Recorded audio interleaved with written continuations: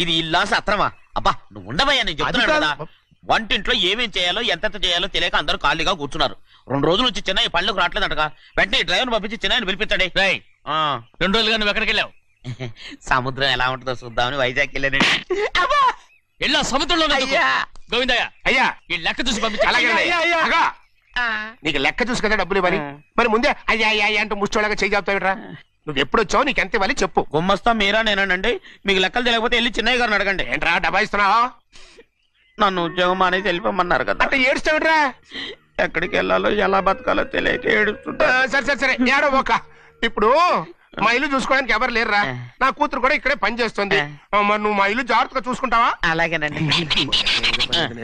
ఈ ఉద్యోగం పర్మనెంట్ కదండి? అది నీ నరకం మీద ఆధారపడి ఉంటుంది. అంతే కదా, తప్పకండి.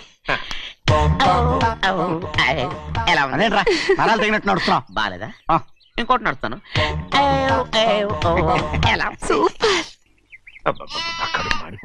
ఏంటి నాన్న బాగా ఆకలాతుందా? అవునమ్మా, ఇడ్లీ దమ్మని ఆ బస్సు గాని పంపించి 2 గంటలైంది. అప్పటికి ఆలస్యం అవుతామని నా బండి కూడా ఇచ్చి పంపించా. వచ్చేసా. సంతోషించాం. ఏంట్రా ఇంత ఆలస్యంగా చచ్చావు? మరి దీన్ని నడిపించకరావద్దేంటి? అదే నేనైతే లగెత్తుకెళ్ళి లగెత్తుకు వచ్చేసేవాడిని. అంటే ఈ బండి నడపడం నీ చేత కదా? మరి ఎందుకు తీసుకెళ్ళట్టు? ఏమో మీరు తీసుకెళ్ళమన్నారు, తీసుకెళ్ళాను. కర్మ. సర్లే ఆకలి చచ్చట్టుగా ఉన్నా. ఇడ్లీలు ఎక్కడా? అదిగో మూటలో వచ్చేస్తున్నాయి. నోట్లో ఇడ్లీలు రావటం ఏంట్రా? ఒరే ఈయన నంబర్లే గానీ మూట దింపి ఇప్పి చూపించండి. అట్టగానండి. ఇన్ని ఇడ్లీలు తెచ్చావిడ్రా? మరి 494 రూపాయలకు ఆ మాత్రం ఇడ్లీలు రావేంటి? 494 రూపాయలకి ఇడ్లీలా? మరి అదే చెప్పడమేమో చెప్పేస్తారు, ఆ తర్వాత మర్చిపోతారు. మనీ నాగమణి. నాగమణి ఏంటండి? ఏంటంట? అప్పుడు మీ నాన్న నాతో ఏం చెప్పాడు? ఉండండి ఆలోచించుకుని చెప్తాను. ఏంటమ్మా ఫ్లాష్ బ్యాక్ వెళ్తున్నావా? అవును. ఆకలేస్తుందిరా. రామస్వామి హోటల్కి వెళ్ళి కచ్చామని తెచ్చిపెట్టు. నాకు కూడా ఆకలిస్తుందండి. నువ్వేదైనా తిని నాకు మాత్రం ఒట్టి ఇడ్లీ పడరా. ఇదిగో ఈ నోటు ఎంతో తెలుసా? నేనేమన్నా తెలివి తక్కువ అనుకున్నారా? 500 నోటు. అబ్బా నువ్వే దీన్ని అచ్చుకుతున్నట్టుగా మాట్లాడుతున్నావే. చాలా ఆకలేస్తున్నాయి. బండేసుకెళ్ళి తొందర తీసినప్ప. ఇదండి జరిగింది. చిల్లర లేదు కదా అని 500 రూపాయలు నోటు ఇచ్చి పంపిస్తే మొత్తం ఇడ్లీలు పట్టుకొస్తా ఉంటా. నీ నోట్స్ చెప్పు. ఆకలేసేస్తున్నామ్మా. చట్నీ సాంబార్ ఇదిరా. ఇచ్చాడండి. ఇది నేనే వద్దన్నానండి. ఎందుకని? మరి అదే మళ్ళీ మర్చిపోయారు. నాగమణి మీ నాన్న నాతో ఏం చెప్పాడు? అయ్యో అయ్యో చట్నీ సాంబార్లని ఎన్నిసార్లు ఫ్లాష్ బ్యాక్ వెళ్తారా?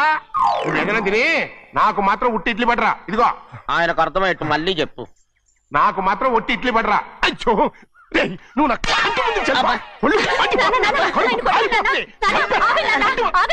ఆయనతో పాటు నేను బయటకు వెళ్ళిపోతాను. ఎందుకంటే ఆయన్ని నేను మీ దిక్కుమాల ప్రేమ కథ వినే ఓపిక ఎవ్వరికి లేదమ్మా. అయినా నువ్వు అనేది ఏముందిలే, అతను లేకుండా నేను బతకలేను అంటావు అంతే కదా? అయితే ఒక కండిషన్ రా. ఏంటి? నువ్వు చాలా తెలియగలవాడవని ఈ ప్రపంచానికి, నీ ముఖానికి ప్రపంచం దాకా ఎందుకు గాని ఈ ఊళ్ళో నిరూపించుకో. నా కూతురు నీకు ఇచ్చి పెళ్లి చేస్తా. వాకే వెరీ వీచి. అయితే నువ్వు ఇంటి నుంచి బయటికి వెళ్ళరా. బయటకెళ్ళా. ఏమైందిరా అంతరాట పరిగెత్తున్నారు? ఉండవా? ఏమయ్యా ఏంటి అంతరాట పరిగెత్తున్నారు? నువ్వు నాకు అగనిస్ట్ పార్టీ. నేను నీకు చచ్చినా చెప్పకూడదు. అయినా వయసులో పెద్దవాడు అడుగుతున్నావు కాబట్టి చెప్తున్నాను. మన బసవాడు లేడు, పండుతున్నాడంట. అగా బసవాడు ఏంటి? కొండ ఎత్తడం ఏంటి? ఎగతాళిగా ఉందా? నేను ఎగతాళి చేయడం కాదండి, ఊరంతా పరిగెడుతున్నారు. పైగా 10 రూపాయలు టికెట్ అంట. బసవాడు కొండ తీసుకెళ్ళి చూపిస్తాను. నా కూతురు. ప్రశాంతంగా ఉండండి, ప్రశాంతంగా ఉండండి. ఆంజనేయ స్వామిని ఒక పండగ కాలే బాగా ఒళ్ళు పట్టంటారా.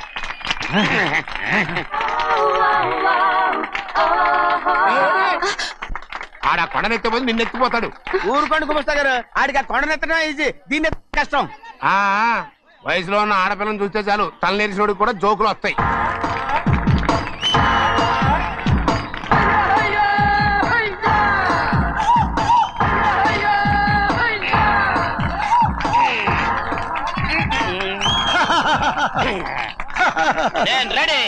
ఏంట్రా రెడీ?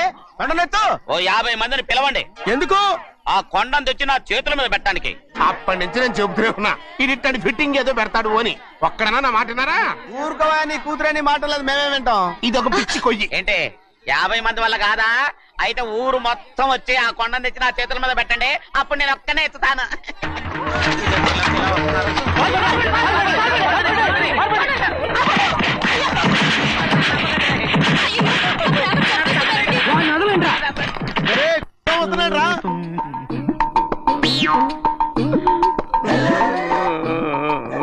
ఎందుకయ్యా అమాయకుని పట్టుకుని అందరూ చిత్త కొడుతున్నారు? అమాయకుడా?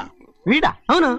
స్వామి స్వామి మా వారిని రక్షించినందుకు చాలా థ్యాంక్స్ అండి. ఇలారా ఏ స్కూల్లో చదువుతున్నారా? Co education. అదే కరెక్ట్.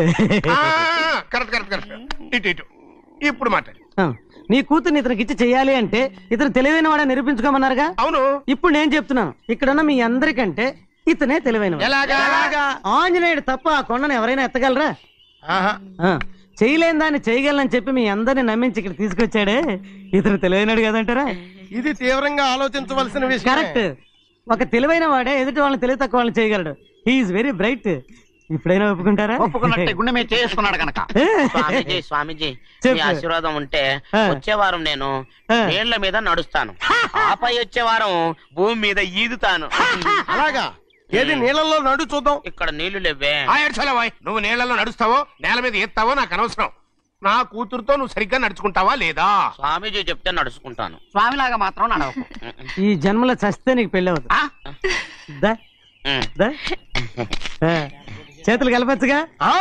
భజన వాయించండి. వెళ్ళొస్తాను. ఏంట్రా? అది నా పెళ్ళం చెయ్యి. ఓ సారీ, నా చేతి కర్ర అనుకున్నాను. స్వామీజీ అంటే వీడు కర్రను వదిలేసి కన్నీ ఎత్తుకెళ్తున్నాడు. రండి. అయ్యయ్యో నా కాళ్ళు చేతులు ఆటం లేదే. మీరెందుకు వచ్చారయ్య గారు? కబురు పెడితే నేనే వచ్చేదాన్నిగా. కూర్చోండి అయ్యా, కూర్చోండి. చిన్నయ్య టౌన్ కి వెళ్ళాడు, ఏదో కొట్లో పని చేస్తున్నాడు. తర్వాత దాన్ని ఎవడు మార్చగలడు? నేనేం వాడిని చూడటానికి రాలేదు, నిన్ను చూడటానికి వచ్చాను. అవును, వారం వారం డబ్బుల కోసం వచ్చేదానివి 2 వారాలుగా ఎందుకు రాలేదు? అయినా నా బాధ్యత నేను చెయ్యాలిగా.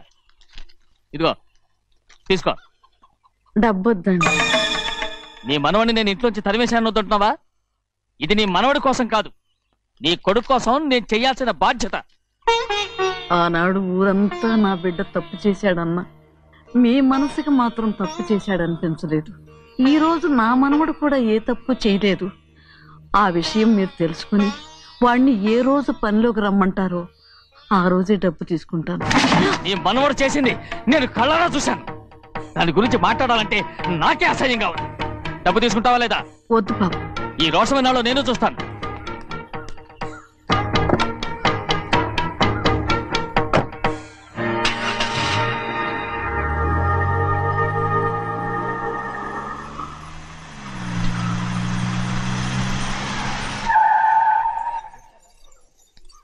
ఏంట్రా అందరూ ఇంట్లో పనులు మానేసి బయట కబుర్లు చెప్పుకుంటున్నారు?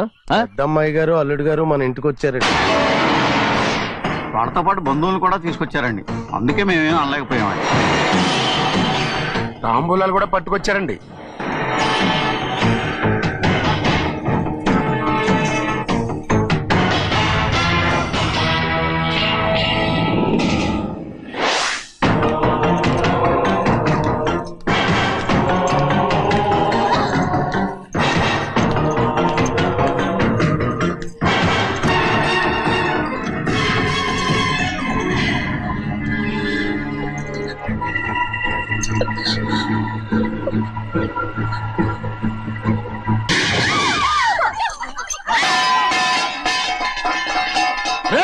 అయ్యా 15 ఏళ్ళైంది బంధాలు తెగిపోయి.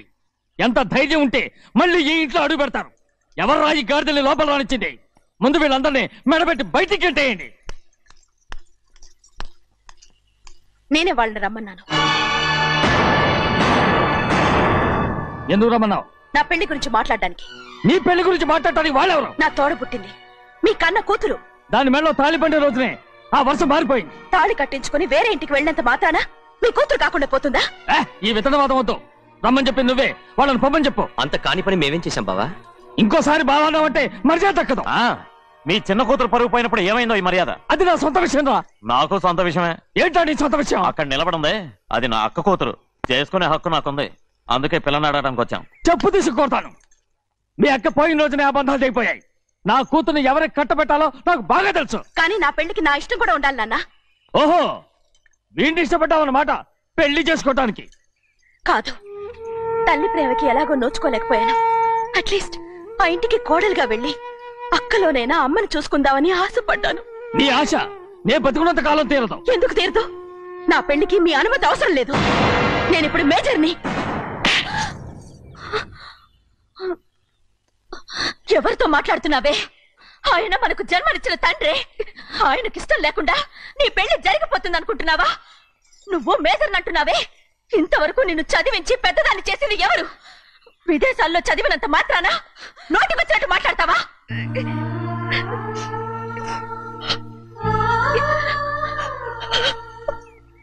నన్ను క్షమించండి నాన్న. ఎలాగైనా మన కుటుంబం కలవాలనే ఆశతో దాని మాటలు విని ఇక్కడికి వచ్చాం. మీ ఇష్ట ప్రకారమే ఎవరికైనా ఇచ్చి పెళ్లి చేసి దాన్నైనా చివరి దాకా మీతోనే ఉంచుకోండి.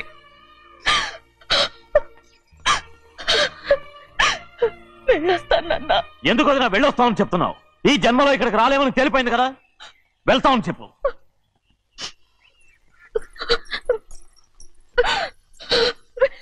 గోవిందయ్య, అయ్యా ఈ దరిద్రాన్ని బయటపడే. అలాగేనండి. నన్ను క్షమించండి నాన్న. ఊరుకోమ్మా, ఏదో తెలియక చేసావు, పర్వాలేదు.